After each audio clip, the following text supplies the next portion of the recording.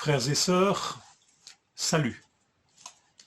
Alors ce n'est pas que je veux faire plus jeune et plus cool et que je change ma salutation pour qu'elle soit effectivement plus jeune et plus cool. Je ne dis plus bonjour, je dis salut.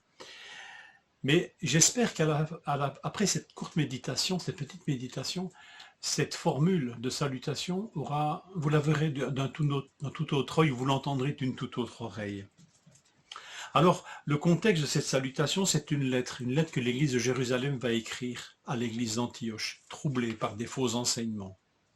L'église de Jérusalem prend ses responsabilités, ses responsables, les apôtres, les anciens, mais aussi toute l'église. Et toute l'église va faire preuve d'un luxe de communication. Ils vont mettre par écrit cette décision. Ils vont envoyer des délégués accompagner les émissaires de l'église d'Antioche. Et ils vont lire cette lettre qui exprime tout l'amour et l'attachement des chrétiens de Jérusalem pour ceux d'Antioche et surtout une réponse claire et nette sur des problèmes qui les préoccupent et qui ne sont pas des petits problèmes. Nous avons vu hier que ces fausses doctrines peuvent saper la base même de l'évangile et son extension dans les nations non juives. Donc on n'est pas en train de discuter de choses secondaires. Donc c'est là le contexte. Et la lettre commence. La lettre commence par le verset 23. Enfin, Luc nous donne le récit et il nous dit voilà par quoi commencer, par quel mot commencer cette lettre. Les apôtres, les anciens et les frères, aux frères et sœurs d'origine non juive, salut. Merveilleuse salutation. Salut. Littéralement, réjouissez-vous ou joie vous soit. Je tire ça d'un commentaire, la Bible a noté, qui est à cheval entre le 19e et le 20e siècle. Mais quelle belle salutation, réjouissez-vous, joie vous soit. Ce mot, salut, traduit par salut dans nos traductions, est en fait un verbe. Et un verbe qui est cité, qui est présent au verset 31 du même chapitre, 15-31, acte 15-31. On fit la lecture de cette lettre aux chrétiens d'Antioche et ils se réjouirent. Donc c'est vraiment le verbe réjouir. Alors pourquoi l'avoir traduit par ce salut? Je ne suis pas spécialiste. Simplement, moi ça me parle beaucoup. Et je vous le partage. Cette salutation grecque n'est utilisée que par un seul écrivain dans le Nouveau Testament. Nous ne la retrouvons, cette salutation, non pas sous la plume de Paul, ni celle de Pierre, ni celle de Jean, ni celle de Jude, ni celle, etc. Nous la retrouvons sous la plume de Jacques. Le premier verset du premier chapitre, de la part de Jacques, serviteur de Dieu et du Seigneur Jésus-Christ, aux 12 tribus dans la dispersion, salut.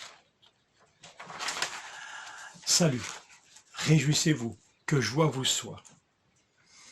Quand nous dirons salut à quelqu'un, rappelons-nous que dans le Nouveau Testament, cette salutation a un sens profond.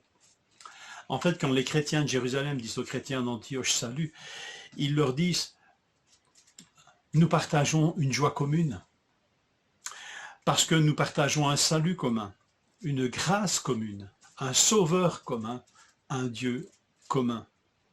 Ils sont en pleine communion. Et je crois que c'est une expression, ce salut, d'une pleine communion, joyeuse, parce qu'elle reconnaît en l'autre son frère ou sa sœur. Salut. C'est tellement vrai que l'apôtre Jean, d'une manière négative, dans sa deuxième épître, 2 Jean, versets 10 et 11, va dire ceci à des chrétiens, et c'est une mise en garde contre de faux docteurs, donc par définition des gens qui ne sont pas en communion avec le même Seigneur et avec le même Sauveur. Alors Jean va dire ceci, ne les recevez pas. Verset 10, donc 2 Jean 10, dans votre maison, et ne leur dites pas salut. Parce que celui qui dit salut participe à ses mauvaises œuvres.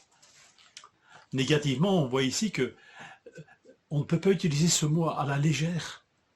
Salut, ça exprime une communion partagée, une joie partagée, un amour partagé du même Sauveur. Mais positivement, quelle grâce de pouvoir dire à quelqu'un salut dans ce sens. Que joie te soit, réjouis-toi. Alors, nous nous reverrons bientôt. Le déconfinement avance. Bientôt, nous pourrons recélébrer des cultes Mais avant tout, mes frères, mes sœurs, je veux vous assurer et vous dire que joie vous soit. Réjouissez-vous, parce que je me sens participant avec vous d'une même joie, d'un même Sauveur, d'une même grâce, d'un même Dieu. Mes frères, mes sœurs, salut pour cette journée, en cette journée, que la joie de Dieu vous soit avec vous. Réjouissez-vous. Une bonne journée.